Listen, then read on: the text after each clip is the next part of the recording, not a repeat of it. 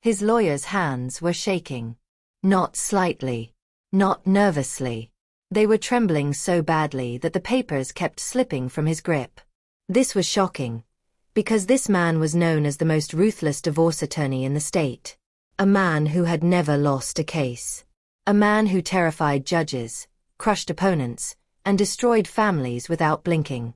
And yet, here he was, pale, frozen, staring at documents he never expected to see. My husband, Eric, sat beside him, confident, smug, relaxed, until his smile disappeared, until fear slowly crawled across his face, until he finally realized he had already lost. But to understand how I reached this moment, I need to take you back 7 weeks earlier, to the night my entire life collapsed.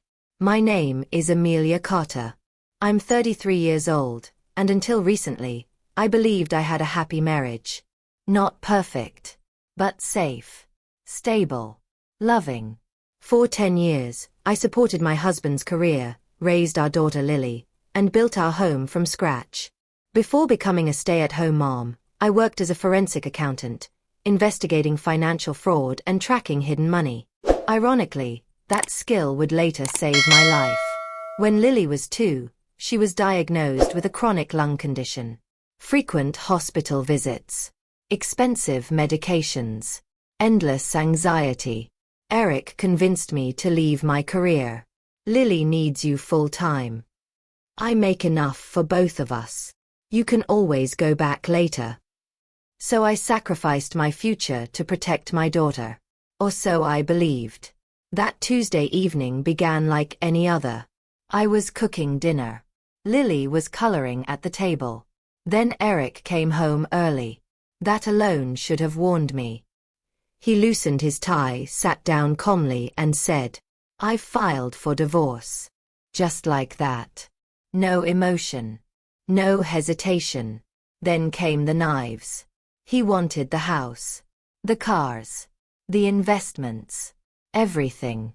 He already hired the most expensive lawyer in the state. Then he turned toward our 8-year-old daughter and said words that shattered my soul. "I don't need you or your sick little burden anymore." Lily burst into tears. I held her while my world collapsed. Eric looked annoyed, as if our pain was inconveniencing his evening. Before I could speak, the front door opened. His mother walked in. She didn't knock. She never did. She immediately began measuring the windows for new curtains, while my daughter sobbed in my arms. She proudly announced how relieved she was that her son had finally escaped the gold digger. Then she congratulated him, and told me I had 48 hours to leave the house. The house I helped buy. The house where I raised my child. 2 days. To erase 10 years. That night, I didn't sleep. I sat beside Lily's bed, listening to her fragile breathing, wondering how my life had been destroyed so quickly. The next morning, while packing, I found a bank statement hidden behind Eric's nightstand. Something felt wrong. The balance was far too low. The numbers didn't match his income. The math made no sense. Instinct told me to keep it. That single piece of paper became my weapon. We moved into a tiny rental apartment. No furniture. No comfort. Just fear.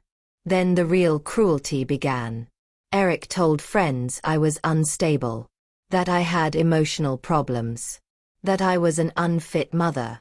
And worst of all, he removed Lily from his health insurance. The pharmacy bill arrived. 1 prescription cost more than our monthly rent. That was the moment fear turned into rage. He wasn't just hurting me. He was using my child as a weapon. I hired a lawyer. She sighed when she heard his attorney's name. She warned me I would lose. That was when I remembered something important. Before motherhood, before marriage, I was an expert in uncovering financial lies. And Eric had forgotten that. Every night, after Lily slept, I studied documents, bank statements, tax returns, credit card bills. And I found it. Hidden accounts. Offshore transfers. Fake business expenses. Shell companies. Over $600,000 hidden. Then I uncovered the biggest betrayal. The house. 8 years ago, my grandmother left me $200,000. I used $175,000 as the down payment. Yet my name wasn't on the deed. Eric had taken my inheritance and erased my ownership. He stole my money. He stole my security. He stole my trust. Then something incredible happened. His secretary contacted me, a quiet woman who had witnessed everything. She handed me a folder 3 inches thick. Emails, transfers, fraud records, everything. She risked her job to help me. And together, we built a case that could destroy him. Court day arrived. Eric walked in smiling. His lawyer looked confident.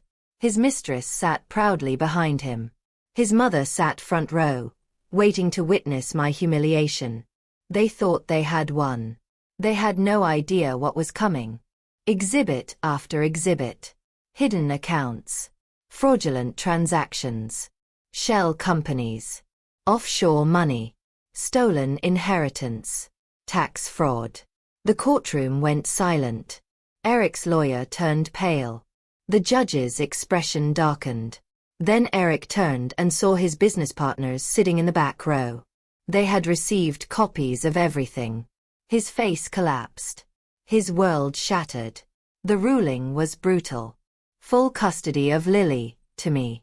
The house, legally transferred into my name. 70% of all assets, awarded to me. Full medical coverage restored. Maximum child support. And an immediate referral for federal investigation.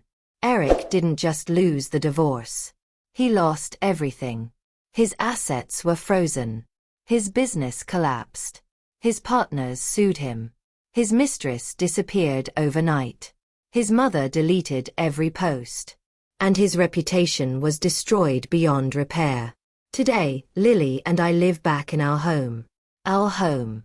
She painted her room purple with silver stars. We adopted a rescue cat. Her health has improved.